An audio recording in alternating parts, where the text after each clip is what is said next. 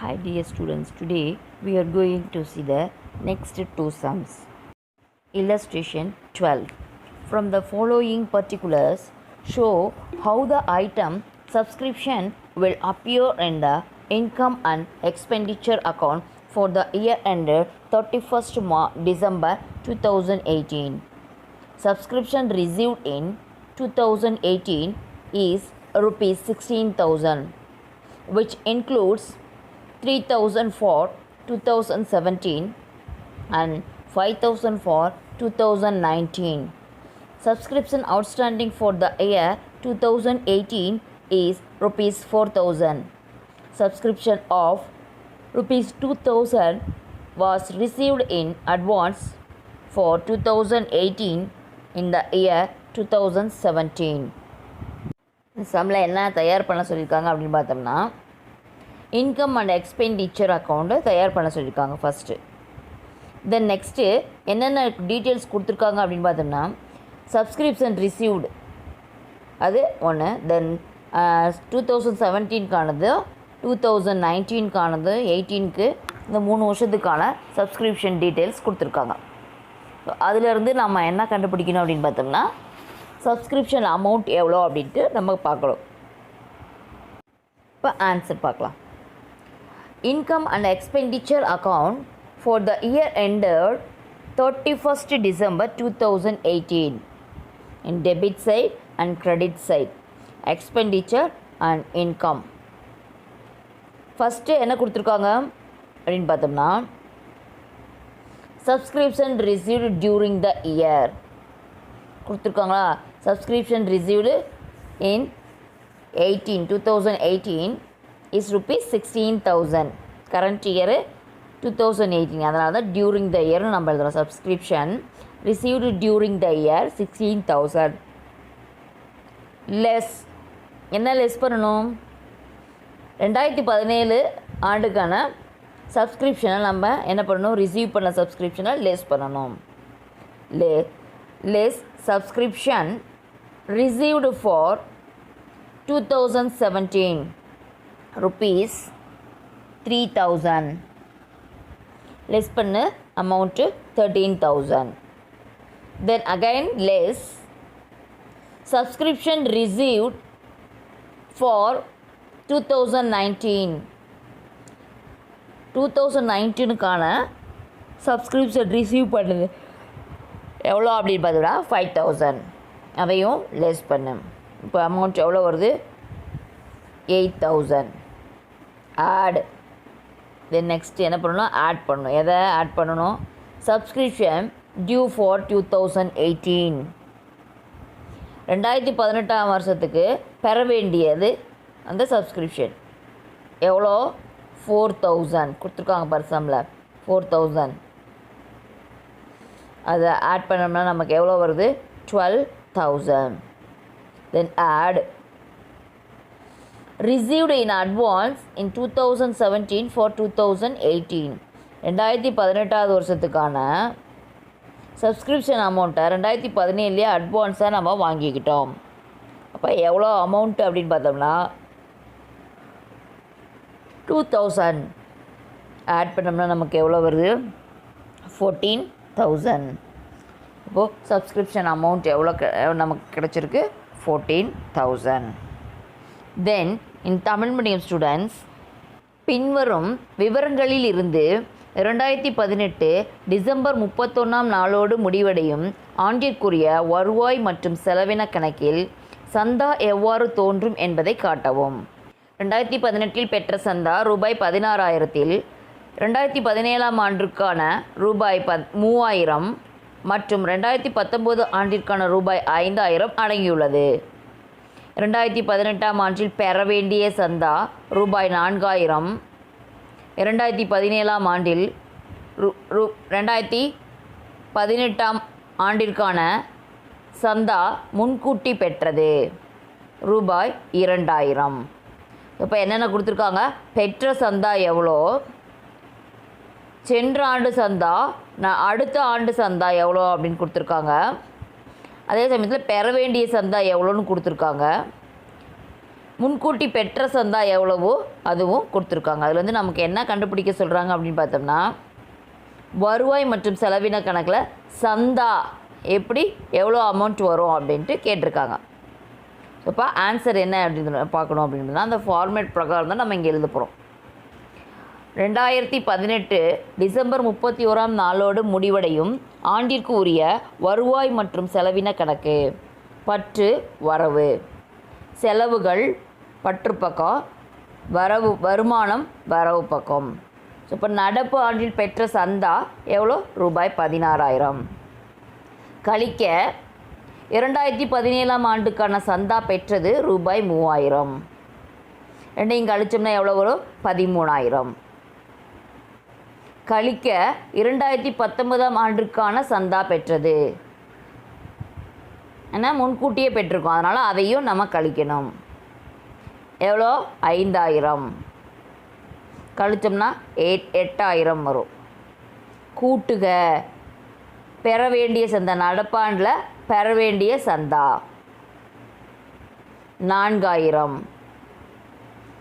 கூட்டினோம்னா 12,000 வரும். கூட்டுக 2018ஆம் ஆண்டிற்கான சந்தா 18ஆம் ஆண்டில் முன்கூட்டி பெற்றது. இந்த வருஷம் பெற வேண்டிய சந்தாவை முன்னாடியே நம்ம வாங்கிட்டோம், அதையும் நம்ம என்ன பண்ணிக்கணும்? இந்த ஆண்டு கணக்கில் கூட்டிக்கணும். கூட்டினோம்னா நமக்கு எவ்வளோ வருது? 14,000. இப்போது சந்தாவுடைய அமௌண்ட் எவ்வளோ அப்படின்னு கண்டுபிடிச்சாச்சு. எவ்வளோ? 14,000. தென் நெக்ஸ்ட்டு எக்ஸசைஸ் சம் 12 பாரு.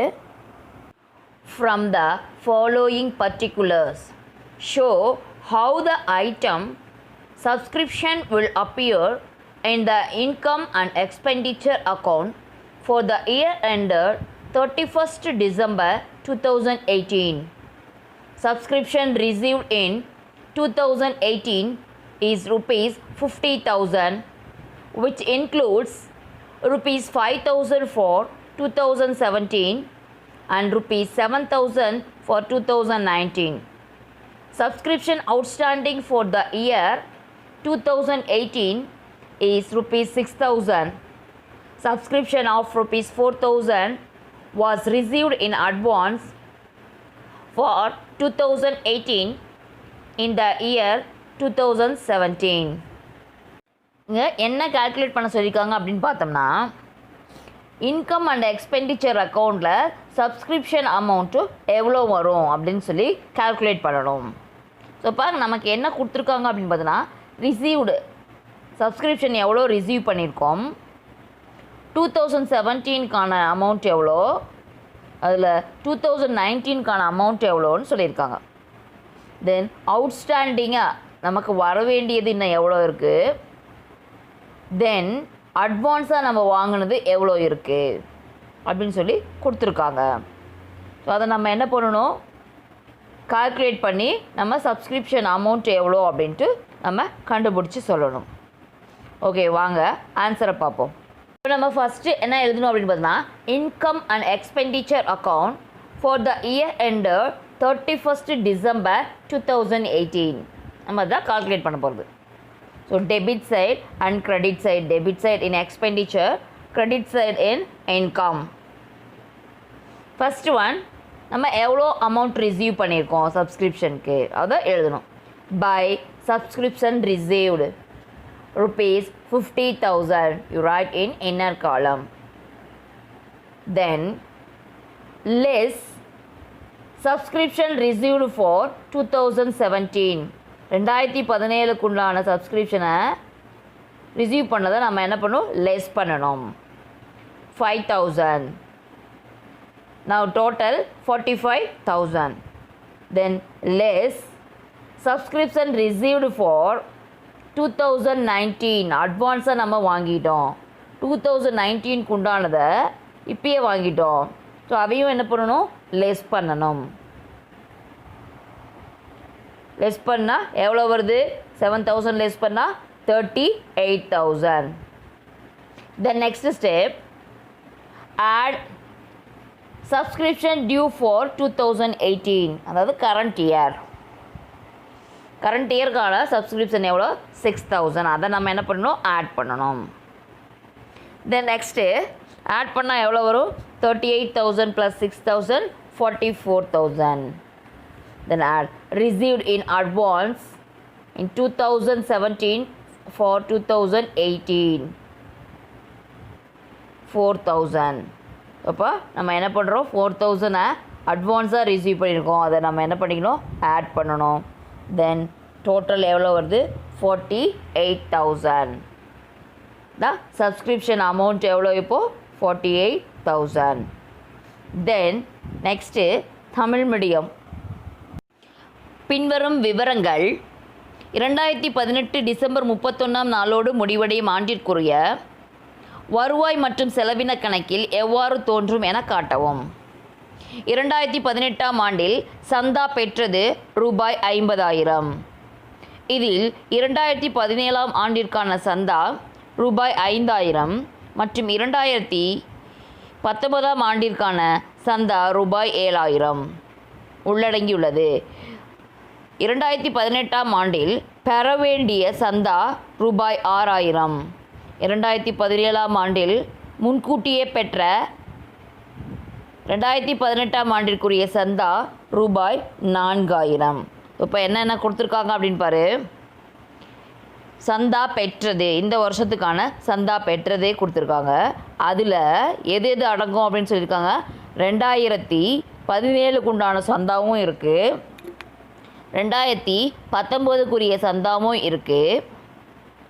தென் அதுக்கப்புறம் என்ன சொல்லியிருக்காங்க 2018 பெற வேண்டிய சந்தா, இன்னும் பெறப்படாமல் இருக்கக்கூடிய சந்தாவும் சொல்லியிருக்காங்க, முன்கூட்டியே பெற்ற சந்தாவும் சொல்லியிருக்காங்க.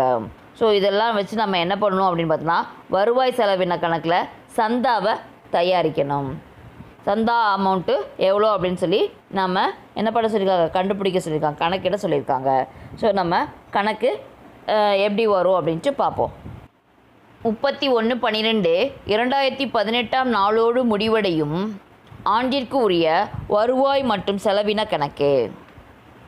பற்று பக்கம் அண்டு வரவு பக்கம். பற்று பக்கம் செலவுகள், வரவு பக்கம் வருமானம். ஸோ இப்போ சந்தா எங்கே எழுதணும், நமக்கு வருமான பக்கம் நம்ம சந்தா கண்டுபிடிக்கணும். ஸோ இப்போது நடப்பு ஆண்டில் பெற்ற சந்தா எவ்வளோ கொடுத்துருக்காங்க. 2018ஆம் ஆண்டில் சந்தா பெற்றது 50,000. ஸோ அப்போ நடப்பாண்டில் பெற்ற சந்தா எவ்வளோ ரூபாய் 50,000 கழிக்க 2017ஆம் ஆண்டிற்கான சந்தா பெற்றது. 2017ஆம் ஆண்டுக்கான சந்தா இப்போ தான் நம்ம பெறுறோம், அப்போ அதை என்ன பண்ணுறோம் அதை கழிக்கணும். கழிச்சோம்னா எவ்வளோ வருது 45,000. அதிலிருந்து நம்ம என்ன இப்போ கழிக்கிறோம் அப்படின்னு பார்த்தோன்னா எதிர் வரக்கூடிய ஆண்டுக்கானதையும் நம்ம கழிக்கணும், அடுத்த ஆண்டிற்குரிய சந்தாவை கழிக்கணும். 2019ஆம் ஆண்டுக்கான சந்தா பெற்றது ரூபாய் 7,000. கழிச்சோம்னா எவ்வளோ வருது 45,000 - 7,000 38,000. கூட்டுக 2018ஆம் ஆண்டு பெற வேண்டிய சந்தா, 2018ஆம் ஆண்டுக்கான பெற வேண்டிய சந்தாவை நம்ம என்ன பண்ணுறோம் கூட்டணும். எவ்வளோ 6,000 கூட்டினோம்னா நமக்கு எவ்வளோ வருது 44,000. தென் கூட்டுக 2018ஆம் ஆண்டிற்கான சந்தா 2017ஆம் ஆண்டில் முன்கூட்டி பெற்றது. இந்த வருஷத்துக்கான சந்தாவை போன வருஷமே நம்ம பெற்று வச்சுருக்கோம், அதையும் இந்த வருஷ கணக்குக்கு நம்ம கொண்டு வரணும். அதனால் அதையும் நம்ம என்ன பண்ணணும் கூட்டணும். கூட்டினோம்னா எவ்வளோ வரும் நமக்கு 48,000. இந்த சந்தா எவ்வளோ வருது 48,000. Then next sum illustration 13. How will the following item appear in the final account of a sports club? Particulars: stock of sports material 1/4/2018 rupees 3,000. Then sports material purchased during the year rupees 9,000. Sale of old sports material during current year rupees 500. Stock of sports materials 31st March 2019 rupees 4,000. இப்போ என்ன கொடுத்துருக்காங்க அப்படின்னு பார்த்தோம்னா ஒரு sports company கிளப்புடைய details கொடுத்துருக்காங்க. So அதில் வந்து அவங்க என்ன தயாரிக்க சொல்லியிருக்காங்க அப்படின்னு பார்த்தோம்னா ஃபைனல் அக்கௌண்ட்ஸ். இப்போ ஃபைனல் அக்கௌண்ட்டாக நம்ம என்னென்ன தயாரிப்போம் அப்படின்னு பார்த்தோம்னா, இன்கம் அண்ட் எக்ஸ்பெண்டிச்சர் அக்கௌண்ட் போடணும். அண்ட் தென் வேறு என்ன போடணும்? பேலன்ஸ் ஷீட் போடணும். இப்போது நம்ம என்னென்ன போட போகிறோம்? இன்கம் அண்ட் எக்ஸ்பெண்டிச்சர் அக்கௌண்ட் போட்டு அதுக்கப்புறம் அதை பேலன்ஸ் ஷீட்லேயும் எடுத்து எழுதி காட்டணும். ஸோ இப்போ இங்கே என்ன அப்படின்னா, நார்மலாக இருக்கிறதோட இது வரைக்கும் பார்த்ததுக்கும் இந்த சம்க்கு என்ன டிஃப்ரென்ஸ் அப்படின்னா, இந்த சம்மில் அக்கௌண்ட்டுக்கு கம்பெனி நேம் கொடுத்துருக்காங்க. ஸோ அது மட்டும் இல்லாமல் ஓப்பனிங்கும் கொடுத்துருக்காங்க, அண்ட் தென் க்ளோசிங்கும் கொடுத்துருக்காங்க, தனித்தனியாக கொடுத்துருக்காங்க. ஸோ அதை வச்சு நம்ம என்ன பண்ண போகிறோம்? சம் போட போகிறோம். ஸோ அப்போ என்ன வரும்? ரெண்டு பக்கமும் வரும். எக்ஸ்பெண்டிச்சர் சைட்லேயும் வரும், இன்கம் சைட்லேயும் வரும். ஓகே, இது என்ன கொடுத்துருக்காங்க அப்படின்னு பாரு. First stock of sports material, அதாவது ஓப்பனிங் ஸ்டாக் எவ்வளோ கொடுத்துருக்காங்க? 3000. இது எங்கே வரும்? எக்ஸ்பெண்டிச்சர் அக்கௌண்ட்டில் வரும். அதாவது இன்கம் அண்ட் எக்ஸ்பெண்டிச்சர் அக்கௌண்ட்டில் டெபிட் சைடு, அதாவது எக்ஸ்பெண்டிச்சரில் வரும். அது கூட நம்ம என்ன பண்ண போகிறோம் அப்படின்னு பார்த்தோம்னா, பர்ச்சேஸ் ஏதாவது பர்ச்சேஸ் பண்ணியிருந்தோம்னா அதை ஆட் பண்ண போகிறோம். அது கூட தென் க்ளோசிங் ஸ்டாக்கை வந்து நம்ம லெஸ் பண்ணணும். ஸோ இதுதான் இதுக்கு ப்ரொசீஜர். ஸோ இப்போ வாங்க சம் ஆன்சர் பார்ப்போம். Income and expenditure account for the year ended 31st March 2019. In debit side and credit side. In debit side, credit expenditure, and credit side, income. இப்போது நம்ம இங்கே எங்கே கொண்டு வர போகிறதெல்லாம் எக்ஸ்பெண்டிச்சர். நம்ம ஒரு செலவு பண்ணுறோம், ஓப்பனிங் ஸ்டாக் இருக்குது, அதில் வந்து பர்ச்சேஸ் பண்ணுறோம், க்ளோசிங் ஸ்டாக் இருக்குது, இது எல்லாமே நமக்கு என்ன செலவு. இது சேல்ஸ் பண்ணியிருந்தோம்னா அது நமக்கு வருமானம். ஓகே, ஸோ இப்போ ரெண்டு பக்கமும் வரும். ஸோ இப்போ என்ன பண்ண போகிறோம்? அதுக்கு முன்னாடி நம்ம எது எது எங்கே வரும்னு தெரிஞ்சுக்கிட்டோம், எடுத்து எழுத போகிறோம். In expenditure side to sports material consumed. Opening stock ₹3000. Opening stock எவ்வளோ? ₹3000. And then add. நெக்ஸ்ட் எதை ஆட் பண்ண போகிறோம்? ஸ்போர்ட்ஸ் மெட்டீரியல் பர்ச்சேஸ் கரண்ட் இயரில் எவ்வளோ பர்ச்சேஸ் பண்ணணும் அதை. Purchased in the current year ₹9,000. 3,000 + 9,000 12,000. Less closing stock 4,000. Less பண்ணால் நமக்கு எவ்வளோ வருது? 8,000. ஸோ நம்ம செலவு பண்ணியிருக்கக்கூடியது எவ்வளோ அப்படின்னு பார்த்தீங்கன்னா, கன்சியூம் பண்ணியிருக்கக்கூடியது 8,000க்கு. தென் நெக்ஸ்ட்டு இன்னும் ஒரு என்ட்ரி கொடுத்துருக்காங்க. என்ன அப்படின்னு பார்த்தீங்கன்னா, sale of old sports material during the current year ₹500. Old sports மெட்டீரியலை நம்ம என்ன பண்ணியிருக்கோம்? சேல்ஸ் பண்ணியிருக்கோம். அது நமக்கு என்ன? ஒரு இன்கம். அதனால் அதை நம்ம எங்கே கொண்டு வரணும்? இன்கம் சைடு கொண்டு வரணும். By sale of old sports material ₹500. வேறு ஏதாவது இருக்கா? இல்லை. தென் இந்த அக்கௌண்ட்டை அப்படியே க்ளோஸ் பண்ணிவிடு. Then open the balance sheet. Balance sheet as on 31st March 2019. liabilities and assets. இப்போ நமக்கு எங்கே வரும் இது அப்படின்னு பார்த்தோம்னா, அசட் சைடில் வரும். எவ்வளோ வரும் அப்படின்னு பார்த்தோம்னா 4,000. எப்படி? Stock of sports material. Sports மெட்டீரியலை ஸ்டாக் எவ்வளோங்க டேட் கொடுத்துருக்காங்க, அந்த தேதியில் எவ்வளோ ஸ்போர்ட்ஸ் மெட்டீரியல் நம்ம கையில் இருக்குது. அதாவது closing stock of sports material ₹4,000. வேறு எதுவும் இங்கே வராது. ஏன்னா அட்வான்ஸாக எதுவும் பெற்றதாகவும் கொடுக்கல. ஏப்பா வேறு என்ன? அட்வான்ஸாக நம்ம வாங்கினதாகவும் கொடுக்கல. இன்னும் பெறப்படாமல் அவுட்ஸ்டாண்டிங்காக ஏதாவது இருக்கா அப்படின்னும் அவங்க கொடுக்கல. அதனால் இது மட்டும் தான் கொடுத்துருக்காங்க, க்ளோசிங் பேலன்ஸ். அதனால் நம்ம அதை என்ன பண்ணுறோம்? க்ளோசிங் பேலன்ஸை நம்ம அசட்டில் எழுதி காட்டுறோம். தென் இன் தமிழ் மீடியம் ஸ்டூடெண்ட்ஸ், பின்வரும் விவரங்கள் ஒரு விளையாட்டு மன்றத்தின் இறுதி கணக்குகளில் எவ்வாறு தோன்றும்? விவரம்: விளையாட்டு பொருட்கள் இருப்பு 1/4/2018 ₹3000. நடப்பு ஆண்டில் வாங்கிய விளையாட்டு பொருட்கள் ₹9000. நடப்பு ஆண்டில் விற்பனை செய்த பழைய விளையாட்டுப் பொருட்கள் ரூபாய் 500. விளையாட்டுப் பொருட்கள் இருப்பு 31/3/2019 ரூபாய் 4000. இப்போ இந்த கொடுத்துருக்கிற விவரத்துலேருந்து அவங்க என்ன தயாரிக்க சொல்கிறாங்க அப்படின்னு பார்த்தா இறுதி கணக்கை தயாரிக்க சொல்கிறாங்க. அப்போ இறுதி கணக்கு தயாரிக்கணும், நம்ம என்னென்ன போடணும்? வருவாய் மற்றும் செலவின கணக்கு தயாரிக்கணும். தென் இருப்பு நிலை குறிப்பும் நம்ம என்ன பண்ணணும்? தயாரிக்கணும். ஸோ அப்போ இங்கே என்ன மட்டும் கொடுத்துருக்காங்க அப்படின்னு பார்த்தீங்கன்னா இன்கம் மட்டும் கொடுக்கல, எக்ஸ்பென்சஸும் கொடுத்துருக்காங்க. என்ன பர்ச்சேஸ் பண்ணியிருக்கிறோம் அப்படின்றதும் கொடுத்துருக்காங்க. ஓப்பனிங் ஸ்டாக் எவ்வளோன்னு கொடுத்துருக்காங்க, க்ளோசிங் ஸ்டாக் எவ்வளோன்னு கொடுத்துருக்காங்க. அப்போ நம்ம இந்த டீட்டெயில் வச்சு நம்ம என்ன பண்ணணும்? இன்கம் எவ்வளோ, எக்ஸ்பென்சஸ் எவ்வளோ, அது அப்படின்னு நம்ம கண்டுபிடிக்கணும். வேறு என்ன கொடுத்துருக்காங்க அப்படின்னு பார்த்தோம்னா சேல்ஸும் கொடுத்துருக்காங்க. ஸோ அப்போ இன்கமும் இருக்குது, எக்ஸ்பென்சஸும் இருக்குது. நம்ம அதுக்கு தகுந்த மாதிரி சம் எப்படி போடுவோன்னு பார்ப்போம் வாங்க. 2019 மார்ச் 31ஆம் நாளோடு முடிவடையும் ஆண்டிற்குரிய வருவாய் மற்றும் செலவின கணக்கு. பற்றுப்பக்கம் செலவுகள், வரவு பக்கம் வருமானம்.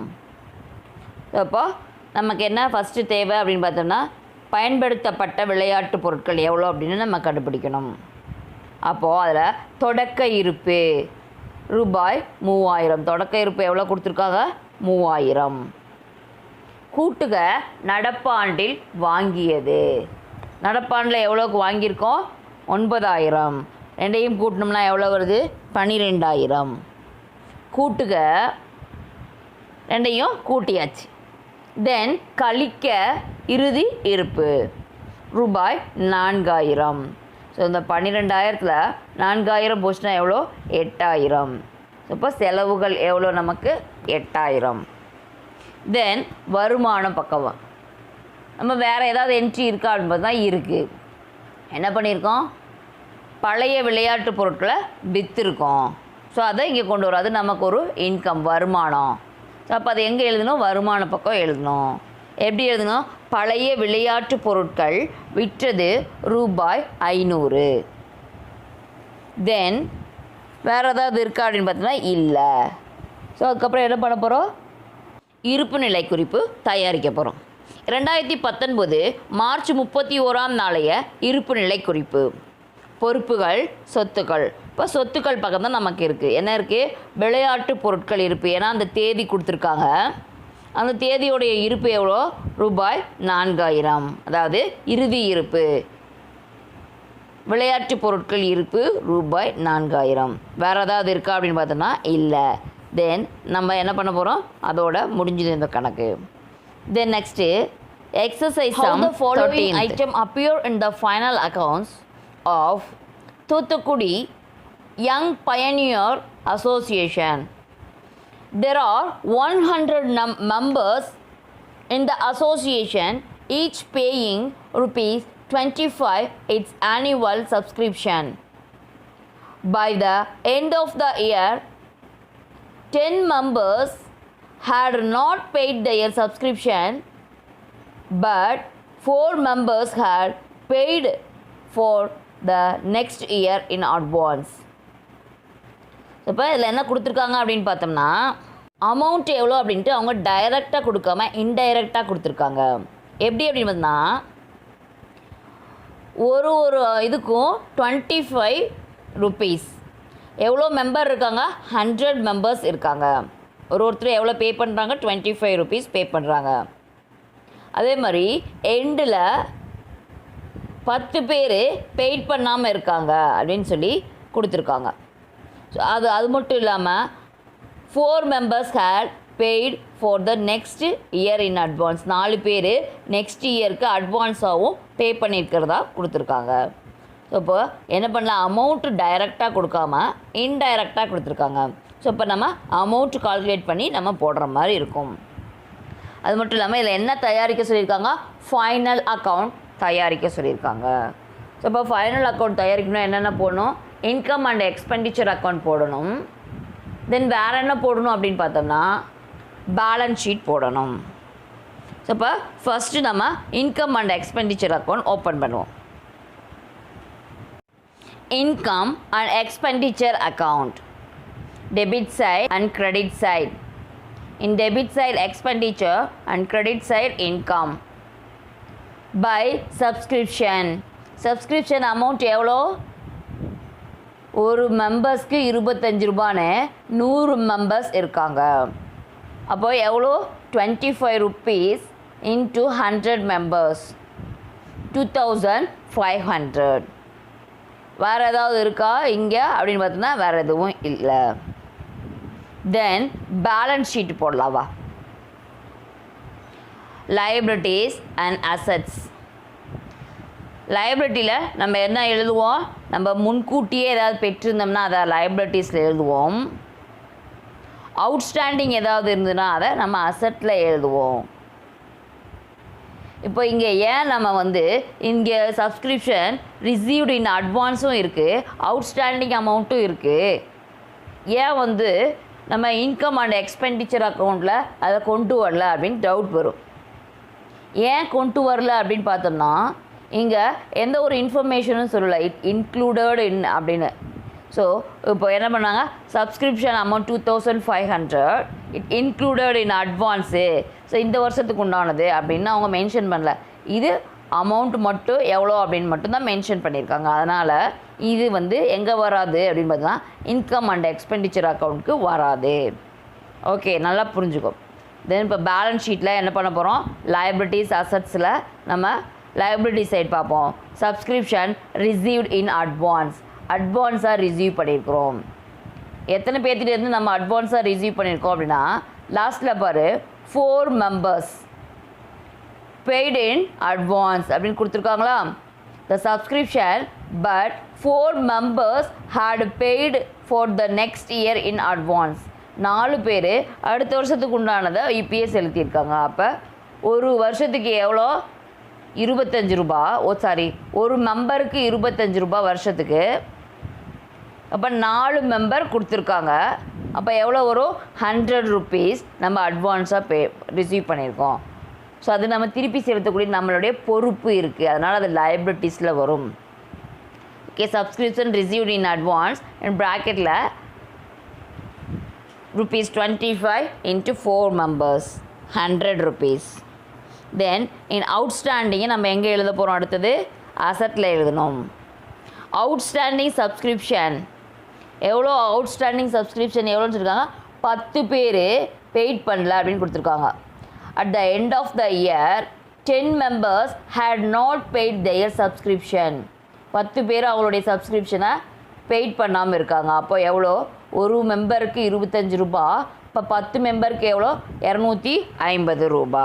So outstanding subscription ₹25 into 10 members ₹250 rupees. Okay, then வேறு ஏதாவது இருக்கா அப்படின்னு பாரு. வேறு எதுவும் இல்லை. ஸோ அவ்வளோதான், இந்த சம் கம்ப்ளீட்டட். இன் தமிழ் மீடியம் ஸ்டூடெண்ட்ஸ் கவனி. பின்வரும் விவரங்கள் தூத்துக்குடி இளம் முன்னோடிகள் சங்கத்தின் இறுதி கணக்குகளில் எவ்வாறு தோன்றும் என காட்டவும். சங்கத்தில் 100 உறுப்பினர்கள் உள்ளனர். ஒவ்வொருவரும் ₹25 ஆண்டு சந்தாவாக செலுத்துகின்றனர். ஆண்டு இறுதியில் 10 உறுப்பினர்கள் சந்தா செலுத்தாமல் இருந்தனர். ஆனால் 4 உறுப்பினர்கள் அடுத்த ஆண்டிற்கான சந்தா தொகையை முன்கூட்டியே செலுத்தியிருந்தனர். இப்போ என்ன கண்டுபிடிக்க சொல்லியிருக்காங்க? இறுதி கணக்கு எவ்வாறு தோன்றும். நம்ம இறுதி கணக்கு எப்படி வரும்னு கால்குலேட் பண்ணணும். இல்லை என்னென்ன கொடுத்துருக்காங்க அப்படின்னு பார்த்தீங்கன்னா 100 உறுப்பினர்கள் இருக்காங்க. ஒவ்வொரு உறுப்பினரும் எவ்வளோ செலுத்துகிறாங்க ஒரு வருஷத்துக்கு அமௌண்ட் அப்படின்னு பார்த்தோம்னா ₹25 செலுத்துகிறாங்க. அதுக்கப்புறம் 10 உறுப்பினர்கள் என்ன பண்ணல அப்படின்னா அவங்களுடைய சந்தா தொகையை இன்னும் செலுத்தாமல் இருக்காங்க. அதே மாதிரி 4 உறுப்பினர்கள் என்ன பண்ணுறாங்க? அடுத்த ஆண்டுக்கான சந்தா தொகையை முன்கூட்டியே செலுத்தியிருக்காங்க. இதில் என்ன கொடுத்துருக்காங்க அப்படின்னு பார்த்தீங்கன்னா அமௌண்ட் எவ்வளோன்னு டைரெக்டாக கொடுக்கல. 1 2 அப்படியே கொடுத்துருக்குறதுலையும் அவங்க என்ன சொல்ல, இட் இன்க்ளூடட், இதில் அடக்கம், இந்த முன்கூட்டி பெற வேண்டியது அதெல்லாம் இதில் அடக்கம் அப்படின்னு அவங்க கொடுக்கல. ஸோ இப்போ நம்ம என்ன பண்ணோம்? சந்தா எவ்வளோன்ட்டு கண்டுபிடிச்சா போதும் சந்தா கணக்குக்கு. அதுக்கப்புறம் நம்ம என்ன பண்ணுறோம்? இருப்புநிலை குறிப்பில் நம்ம என்னென்ன முன்கூட்டியே பெற்றது எதுவோ இன்னும் பெறப்படாமல் இருக்கக்கூடியது எவ்வளோ அதெல்லாம் நம்ம தனித்தனியாக போட்டு காட்டணும். இப்போது நம்ம சம்க்கு ஆன்சர் பார்ப்போம் வா. வருவாய் மற்றும் செலவின கணக்கு. பற்று பக்கம் செலவுகள், வரவு பக்கம் வருமானங்கள். இப்போது நம்ம சந்தா எவ்வளோ, நமக்கு 25 ரூபா வீதம் 100 பேர் செலுத்துகிறாங்க. எவ்வளோ அப்போது 2500 ரூபா. இப்போ வேறு ஏதாவது இங்கே இன்க்ளூட் ஆகிருக்கா அப்படின்னு பார்த்தா இல்லை. என்னங்க மிஸ் கேட்குறீங்க சொல்கிறீங்க அப்படிங்கிறது டவுட் வரும். முன்கூட்டி பெற்ற சந்தா கொடுத்துருக்காங்க, பெற வேண்டிய சந்தாலாம் கொடுத்துருக்காங்க, நீங்கள் அவ்வளோதான் சொல்கிறீங்களேன்னு நினைப்பீங்க. இல்லை என்ன அப்படின்னு பார்த்தோம்னா அதில் அடக்கம் அப்படின்னு சொல்லி கொடுக்கல, தனித்தனியாக தான் கொடுத்துருக்காங்க. ஸோ அதுக்குள்ளே அந்த பெற்ற சந்தாவில் இது அடங்குனோம்னா நம்ம கூட்டணும் கழிக்கணும். அதுதான் பெற்றது, அது மட்டும்தான் கொடுத்துருக்காங்க, இதில் அடக்கம் ஆகலை அதில். ஓகே, தென் வேறு எதுவும் இங்கே வராது. தென் இருப்பு நிலை குறிப்பு, பொறுப்புகள், சொத்துக்கள். இப்போ முன்கூட்டி பெற்ற சந்தா நம்ம முன்கூட்டியே பெற்றிருக்கோம். எவ்வளோ 4 பேர் செலுத்தியிருக்காங்க. எவ்வளோ அமௌண்ட்டு ஒருத்தருக்கும் 25 ரூபா வீதம், 4 பேருக்கு 100 ரூபா. முன்கூட்டி பெற்ற சந்தா ரூபாய் 25 × 4 100 ரூபா. தென் சொத்துக்கள் பக்கம் பெற வேண்டிய சந்தா. இன்னும் 10 பேர் இந்த ஆண்டுக்கான சந்தாவை இன்னும் செலுத்தாமல் இருக்காங்க. அப்போ பெற வேண்டிய சந்தா எவ்வளோ, ரூபாய் 25 × 10 உறுப்பினர்கள், இப்போ 250 ரூபா. தென் வேறு ஏதாவது இருக்கா அப்படின்னு பார்த்தோன்னா இல்லை. அவ்வளோதான், நம்ம என்ன பண்ணுறோம், கணக்கை முடிச்சிடறோம் இதோட. Thank you for listening my class. We will meet in next class.